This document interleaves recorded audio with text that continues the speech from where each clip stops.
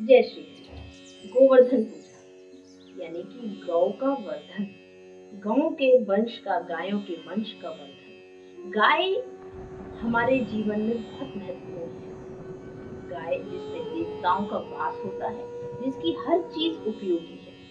अमृत स्वरूप दूध हमें प्राप्त होता है। वहीं गाय की पूंछ में माँ लक्ष्मी का वास होता है। अन्नकूट का ये पर्व, गोवर्धन का ये पर्व, जो कि कार्तिक मास शुक्ल पक्ष की प्रतिपदा तिथि को हम मनाते हैं, ये अन्न के महत्व को समझाता है, गाय के महत्व को समझाता है, वहीं भक्ति के महत्व को भी समझाता है। इस पर एक छोटी सी कथा ध्यान आती है। एक बार एक संत कुछ शिष्यों के साथ बैठे हुए थे, ज्ञान पर चर्चा हो रही थी। वहीं उन्हीं में से एक शिष्य ने संत से पूछा कि गुरुदेव, ये भक्ति की शक्ति क्या है?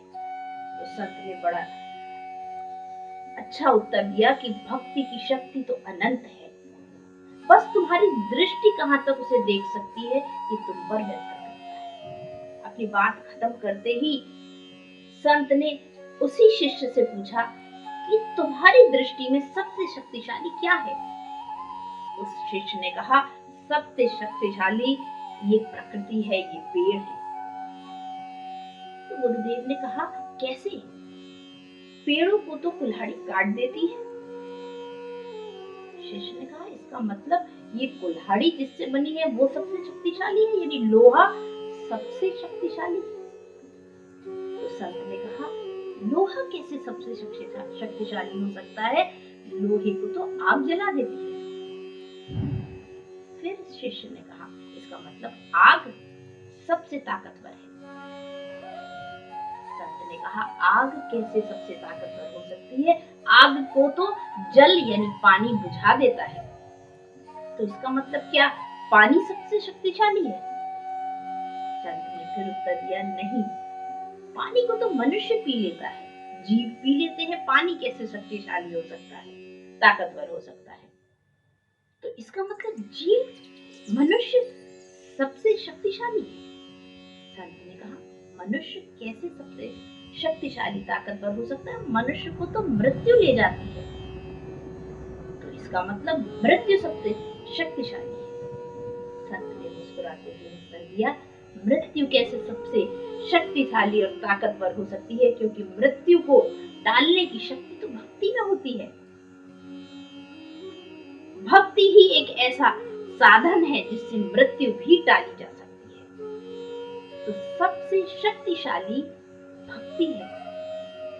और ब्रजवासी जब संकट में थे, इंद्र के प्रकोप में थे, तो उनकी कृष्ण भक्ति ने ही उनको जीवन दान दिया। और श्री कृष्ण ने, श्री ठाकुर जी ने अपनी उंगली पर गोवर्धन पर्वत को धारण कर उन सब ब्रजवासियों की रक्षा की। तो भक्ति की शक्ति ये है।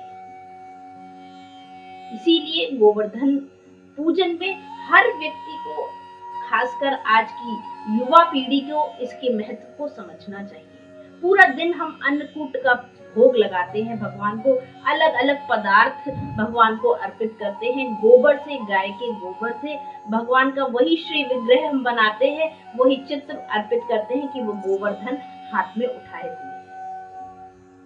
तो यानी हम किसी भी विपत्ति से, किसी भी समस्या से भक्ति के माध्यम से उस समस्या से बाहर आ सकते हैं, भक्ति की शक्ति को प्रयोग कर सकते हैं। साथ ही अन्न का क्या महत्व है, सारी चीजें क्या क्या हमें देती हैं, हमारे लिए पोषित होती है, और कैसे कैसे हम अन्न से भगवान को प्रसन्न करते हैं। इसीलिए अन्नकूट का भोग यानी सब मिश्रित चीजों का भोग जो है वो लगता है, भगवान को अर्पित किया जाता है। जब ब्रजवासियों की रक्षा हुई और उनके प्राण जो संकट में थे वो भगवान श्री ठाकुर जी ने बचाए, तो सबने उन्हें भोग अर्पित किया, उस गोवर्धन पर्वत का पूजन किया। हमारे शास्त्रों में, हमारे विधानों में एक पर्वत का पूजन, एक चींटी का पूजन, अंधकार का पूजन, प्रकाश का पूजन, ये सब कुछ ना कुछ सिग्निफिकेंस देते हैं और जीवन जीने की कला सिखाते हैं। गोवर्धन पर्वत में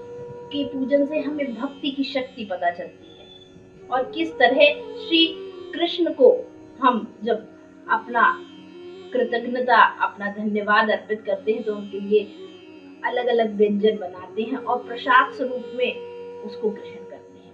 प्रसाद अपने में विलक्षण होता है, अमृत स्वरूप होता है, क्योंकि उससे नकारात्मक, जब आप भगवान के सामने उसे, उनके श्री विग्रह के सामने उसे रखते हैं तो उसमें से नकारात्मकता हट जाती है और कहीं ना कहीं वो अमृत स्वरूप हो जाता है। गाय का पूजन करते हैं, गाय जो हमें अमृत स्वरूप दूध देती है, तो उसको सजाना, उस दिन उनका पूजन करना, ये अपने में महत्व रखता है। और किस तरह से हम लोग गाय की रक्षा करनी चाहिए, उनके वर्धन पर ध्यान देना चाहिए और पूजन पर ध्यान देना चाहिए। जो पोषण हम उन्हें देंगे वही अमृत स्वरूप पोषण हमें वो वापस कर देती। गाय कोई भी चीज अपने पास नहीं रखती, इसलिए वो श्री ठाकुर जी की कृपा पात्र है और सबसे प्रिय है। तो इस तरह से भक्ति की शक्ति के साथ उन संत ने अपने शिष्य को जिस तरह से एक ज्ञान दिया कि सबसे शक्तिशाली भक्ति है, वाकई में भक्ति या तो मोक्ष प्राप्त कराएगी या आपको कहीं ना कहीं आपके विघ्नों को हर के आपके जीवन को आनंदित करेगी। इसलिए भक्ति में मन से श्री कृष्ण का पूजन करें, गोवर्धन पूजन करें और अन्नकूट का भोग भगवान को लगाकर अर्पित करके इस पर्व को हर व्यक्ति को अवश्य मनाना चाहिए। किसी भी धर्म संप्रदाय का हो, अन्न का आदर करना, अमृत स्वरूप दुग्ध का आदर करना तो करना है। ओम नमो भगवते वासुदेवाय मंत्र का यथाशक्ति आज जाप कर भगवान कृष्ण के समक्ष बैठकर उनका धन्यवाद अवश्य देना चाहिए कि उन्होंने ये जीवन दिया। अब इस जीवन में जो भी परेशानियां हैं, जो भी आपदा विपदा जो भी है, वो रक्षा करेंगे और हरेंगे। इस तरह से ब्रजवासियों की रक्षा